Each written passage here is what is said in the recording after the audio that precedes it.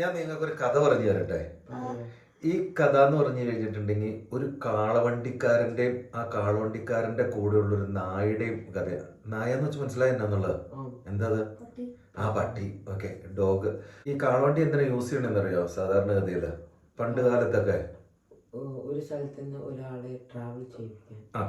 ഒരു സ്ഥലത്തു നിന്ന് ഒരാളെ ട്രാവൽ ചെയ്യിക്കാൻ, അല്ലെങ്കിൽ ചിലപ്പോൾ ഇനി ഒരു സ്ഥലത്തു നിന്ന് വേറൊരു സ്ഥലത്തേക്ക് കുറച്ച് ഭാരമുള്ള വസ്തുക്കളൊക്കെ കൊണ്ടുപോകാൻ വേണ്ടിയിട്ടാണ് ഈ കാളവണ്ടി മിക്കവാറും പണ്ട് കാലത്തൊക്കെ ഉപയോഗിച്ചിട്ടുള്ളത്. എൻ്റെയൊക്കെ ചെറുപ്പത്തിൽ എന്ന് പറഞ്ഞു കഴിഞ്ഞാൽ മൂവാറ്റുപുഴയിൽ നിന്ന് എറണാകുളത്തേക്ക് ചരക്ക് കൊണ്ടുപോവുക, അല്ലെങ്കിൽ പിന്നെ എറണാകുളത്ത് നിന്ന് തിരിച്ച് മൂവാറ്റുപുഴയായിട്ട് മാർക്കറ്റ് കണ്ടിട്ടില്ല, മാർക്കറ്റുകൾ, ചന്ത ചന്ത എന്ന് പറയുന്നത് മാർക്കറ്റ്, അങ്ങോട്ടൊക്കെ സാധനങ്ങൾ കൊണ്ടുവരുന്നതൊക്കെ ഇങ്ങനെ കാളവണ്ടിയിലായിരുന്നു അന്നത്തെ കാലത്ത്.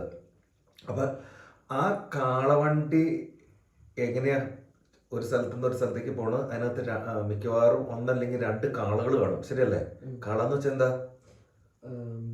ബുൾ. ഓക്കെ, അപ്പോൾ നമ്മൾ ഇതിന് ഇംഗ്ലീഷിൽ ബുള്ളോക്കാട്ട് എന്നാ പറയണേ അല്ലേ കാളവണ്ടിക്ക്?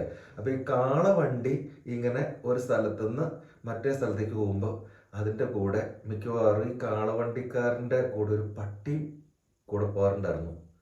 അപ്പോൾ ആ പട്ടി അതിൻ്റെ മെയിനായിട്ട് ഉദ്ദേശം എന്ന് പറഞ്ഞു കഴിഞ്ഞാൽ അതിന് പ്രത്യേകിച്ച് പണിയൊന്നുമില്ല, അതിങ്ങനെ ചുമ്മാ പോകും, ഈ മാർക്കറ്റൊക്കെ കാണാം, അത് കഴിഞ്ഞേച്ച് ചിലപ്പോൾ ഇടയ്ക്കുന്ന ഭക്ഷണമൊക്കെ കിട്ടിക്കഴിഞ്ഞാൽ അങ്ങനെ, അതൊക്കെയാണ് ഈ മെയിനായിട്ടും ഈ പട്ടിയുടെ പണി.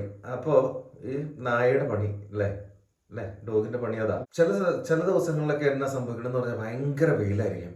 അപ്പോൾ ഈ വെയിലാകുമ്പോൾ എന്നാ ചെയ്യണേ? പട്ടിക്ക് അങ്ങനെ വെയിൽ ഒത്തിരി കൊള്ളാൻ താല്പര്യമില്ലാത്തതുകൊണ്ട് പട്ടി ഒരു കാര്യം ചെയ്യും, ഈ കാളവണ്ടിക്കാരൻ്റെ ആ വണ്ടി ഉണ്ടല്ലോ, വണ്ടിയുടെ അടിയിൽ പയ്യെ നടക്കാൻ നോക്കും. അങ്ങനെ, അതായത് വണ്ടി ഇങ്ങനെ പോയിക്കൊണ്ടിരിക്കണം, വണ്ടിയുടെ അടിയിൽ കയറി ഇങ്ങനെ നടക്കാൻ നോക്കും. അപ്പോൾ എന്നാന്ന് പറഞ്ഞാൽ തണൽ കിട്ടുമല്ലോ. അപ്പോൾ പുള്ളി അങ്ങനെ തണൽ കിട്ടാൻ വേണ്ടി അങ്ങനെ കുറച്ച് നടന്നു കഴിഞ്ഞപ്പോൾ ഈ ഭാരം കാരണം എന്താണെന്ന് വെച്ചിട്ടുണ്ടെങ്കിൽ ഈ ചിലപ്പോഴൊക്കെ ഈ പട്ടിയുടെ പുറമൊന്ന് ഇങ്ങനെ തട്ടും കാളവണ്ടിയിൽ. അതായത് കാളവണ്ടിയുടെ പൊക്കവും റോഡിന്റെ പൊക്കവും തമ്മിൽ ഒത്തിരി പൊക്ക വ്യത്യാസം ഇല്ല. അപ്പൊ പട്ടിക്കെന്ന് പറഞ്ഞു കഴിഞ്ഞാൽ ഈ പട്ടി അങ്ങനെ നിവർന്ന് നിന്ന് പോകാൻ പറ്റില്ല. അപ്പൊ എന്താന്ന് വെച്ചിട്ടുണ്ടെങ്കിൽ ഇങ്ങനെ നാല് കാലും ഇങ്ങനെ വിരിച്ചാ പുള്ളിക്കണം നടക്കണേ, മനസ്സിലായോ? കാരണം എന്താ വെച്ചിട്ടുണ്ടെങ്കിൽ അതിന്റെ അടിയിൽ തന്നെ പോയില്ലെങ്കിൽ അതിന് തണല് കിട്ടില്ലല്ലോ. അങ്ങനെ കുറെ പ്രാവശ്യം ഇങ്ങനെ ചെയ്തു കഴിഞ്ഞപ്പോൾ ഈ പട്ടിക്കൊരു ചിന്ത വന്നു തുടങ്ങി. എന്നാ ചിന്ത വന്നു തുടങ്ങിയെന്ന് വെച്ചിട്ടുണ്ടെങ്കിൽ, ഇതിങ്ങനെ ഇടയ്ക്കിടയ്ക്ക് ഇങ്ങനെ ഇതിന്റെ പുറം തട്ടണമുണ്ടല്ലോ ഇപ്പൊ കാളവണ്ടിയുടെ മേള്, അതായത് ഇതില് താഴ്വശത്ത്. അപ്പൊ അന്നേരം പട്ടി ചിന്തിച്ചു തുടങ്ങി, ഇത് ഈ കാളവണ്ടിയിൽ ഇരിക്കുന്ന ഭാരം മുഴുവൻ ഞാനാണ് ചുമക്കണേന്ന്. മനസ്സിലായോ? ഇങ്ങനെ ചുമക്കണ മാതിരി പുള്ളിയുടെ നടപ്പ്. പക്ഷെ ശരിക്കും പുള്ളി തണൽ കൊള്ളുവാണെങ്കിലും, പക്ഷേ പിന്നെ പുള്ളിക്ക് തോന്നി ഇങ്ങനെ ഞാനാണ് ഈ മെയിനായിട്ടും ഭാരം ചുമക്കണെന്നുള്ള രീതിയിൽ ലൈഫിൽ പുള്ളിയുടെ പോക്കുമില്ല. അപ്പോൾ ലാസ്റ്റ് അപ്പോൾ ഈ മറ്റേ കാളകൾ എന്ന് പറഞ്ഞു കഴിഞ്ഞിട്ടുണ്ടെങ്കിൽ കാളകൾ നല്ല ശക്തരായിട്ടുള്ള കാളകളാണ്. അവരെന്ന് പറഞ്ഞു കഴിഞ്ഞിട്ടുണ്ടെങ്കിൽ എത്ര ഭാരം വേണമെങ്കിലും വഹിച്ചുകൊണ്ട് പോകും. പക്ഷേ ഈ പട്ടിക്ക് കാളകളോടൊരു പുച്ഛം, ഈ ഞാനായി ഭാരം മുഴുവൻ ചുമക്കണേ, ഇവര് വെറുതെ വേണ്ടിയിട്ട് വലിയ പ്രയോജനം ഇല്ലാത്ത ടീമാന്നുള്ള രീതിയിൽ ഈ കാളനെ നോക്കാൻ തുടങ്ങി. മനസ്സിലായോ? അപ്പൊ അത് ഒരു ദിവസമായി, 2 ദിവസമായി, പല ദിവസമായി. ചിലപ്പോഴൊക്കെ എന്നാന്ന് പറഞ്ഞിട്ടുണ്ടെങ്കിൽ അത് ഏറ്റവും വലിയ രസം എന്നാന്ന് പറഞ്ഞിട്ടുണ്ടെങ്കിൽ ഇങ്ങനെ നടന്ന് ഇങ്ങനെ കാലൊക്കെ വിരിച്ച് നടന്നു പോകുമ്പോൾ ചില സമയത്ത് ഈ കാളവണ്ടി അങ്ങ് പോവും, ഈ പുള്ളി അങ്ങ് ക്ഷീണമായിട്ട് നിന്നു പോകും. മനസ്സിലായോ? അതായത് ഇങ്ങനെ വിരിച്ച് പോയിട്ട് ഇങ്ങനെ ചിലപ്പോൾ ക്ഷീണം വരുമ്പോൾ എന്ത് ചെയ്യും, ഈ പട്ടി ഇങ്ങനെ നിൽക്കും.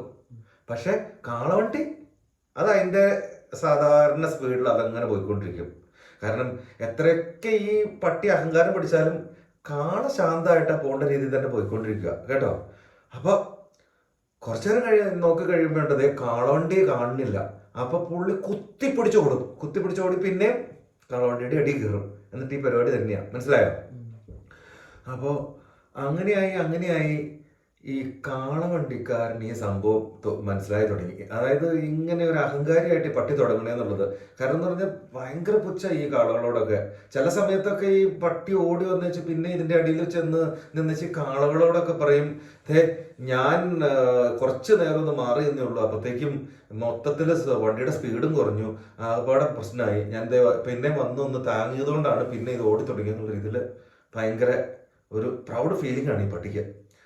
അങ്ങനെ പോയിക്കൊണ്ട് വന്നിട്ട് കാളവണ്ടിക്കാരന് മനസ്സിലായി, എടാ ഇത് ശരിയാവില്ലല്ലോ, ഇത്ര നന്നായിട്ട് കാളകൾ ഇത് മുഴുവൻ വലിച്ചിട്ടും ഈ പട്ടി ഇതിനെ ഇങ്ങനെ എന്താ പറയുക, എപ്പോഴും ഇങ്ങനെ ഒരു പുച്ഛത്തോടു കൂടി നോക്കുന്നത് ശരിയല്ലല്ലോ എന്ന് പറഞ്ഞത് കാളവണ്ടിക്കാരൻ ഒരു കാര്യം ചെയ്തു, നേരെ ഈ പട്ടീനെ ഓടിച്ചു അവിടുന്ന്.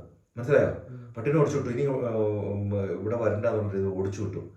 അപ്പയുണ്ടേ പട്ടി അകലെ നിന്നേച്ച് നോക്കി തുടങ്ങി, ഇത് ഇപ്പോൾ കാളവണ്ടി എങ്ങനെയൊന്ന് ഓടണമെന്ന് ഞാൻ ഒന്ന് കാണട്ടെ, ഇനി ഓടും ഇല്ലെന്ന് അറിയട്ടെ എന്നുള്ള രീതിയിൽ. പക്ഷെ കാളവണ്ടിക്ക് എന്തെങ്കിലും വ്യത്യാസം വരുമോ? കാളവണ്ടി ആ പഴയ പോലെ തന്നെ വളരെ ക്ലിയർ ആയിട്ട് അത് പോയിക്കൊണ്ടിരുന്നു. അപ്പോഴാണ് പട്ടിക്ക് മനസ്സിലായത്, ശരിക്കും പറഞ്ഞു കഴിഞ്ഞിട്ടുണ്ടെങ്കിൽ ഞാൻ അവിടെ നിന്ന് എന്തെങ്കിലും കിട്ടണമെന്ന് തിന്ന് തണലും പറ്റി നടക്കുമായിരുന്നു, അല്ലാണ്ട് എന്നെയും കൊണ്ട് അവിടെ വലിയ പ്രയോജനമൊന്നും ഉണ്ടായിരുന്നില്ല എന്നുള്ള ഒരു കാര്യം മനസ്സിലായത് പട്ടിക്ക്. മനസ്സിലായോ? ഈ കഥയിൽ നിന്ന് നിങ്ങൾക്ക് എന്നെ മനസ്സിലായി ശരിക്കും?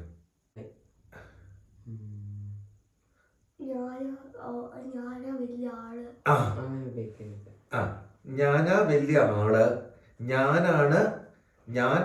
ഞാനുണ്ടെങ്കിലേ ഇവിടെ എന്തെങ്കിലും കാര്യങ്ങൾ നടക്കുള്ളൂ, ഞാനില്ലാതെ ഈ കാര്യങ്ങളൊന്നും നടക്കില്ല. എനിക്കൊരു മാറ്റം വന്നു കഴിഞ്ഞാൽ കാണാൻ നിങ്ങളൊക്കെ ആ രീതിയിൽ ചില സ്ഥാപനങ്ങളിൽ, ചില സംഘടനകളിൽ, ചില ഗ്രൂപ്പിലൊക്കെ കണ്ടിട്ടുണ്ടോ ചില ആളുകളെ, ഞാനാണ് എല്ലാം എന്ന് വിചാരിക്കണ ചില ആളുകൾ. അപ്പം നമ്മൾ അതുകൊണ്ട് എന്താ ചെയ്യണ്ടേ, അങ്ങനെ ആ കഥയിലെ നായയാവാതെ, അതായത് അഹങ്കാരം എല്ലാം വെടിഞ്ഞ് ആ കാളകളെ പോലെ ആരൊക്കെ എന്തൊക്കെ പറഞ്ഞാലും ഒരു പ്രശ്നവുമില്ലാതെ വിനയത്തോടു കൂടി അവനവനെ ഏൽപ്പിച്ചേക്കുന്ന ജോലി ഉത്തരവാദിത്വത്തോടു കൂടി മുന്നോട്ട് കൊണ്ടുപോവുക. അതാണ് ഈ കഥയുടെ സാരാംശം.